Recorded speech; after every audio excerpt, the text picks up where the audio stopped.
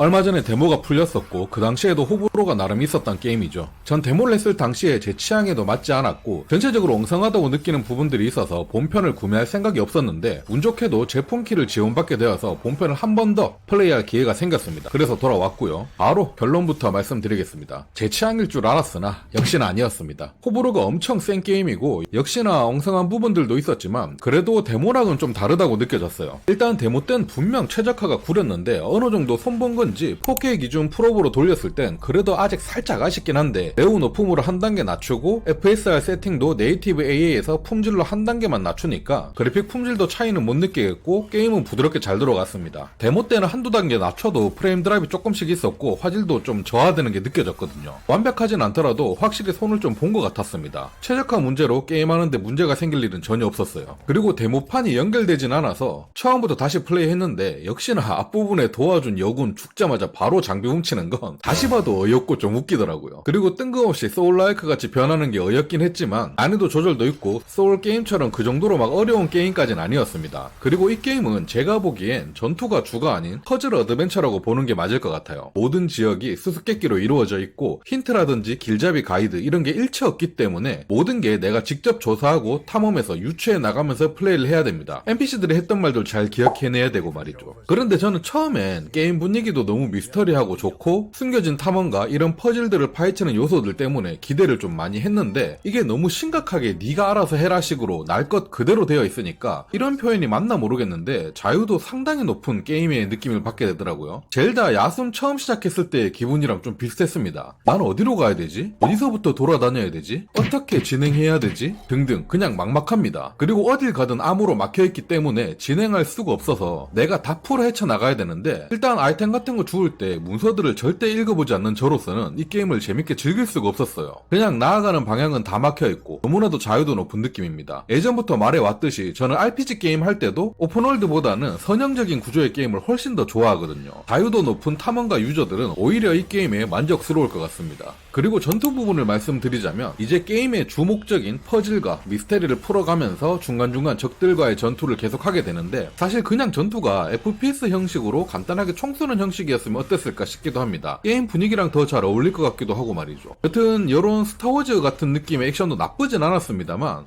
재미없었거든요.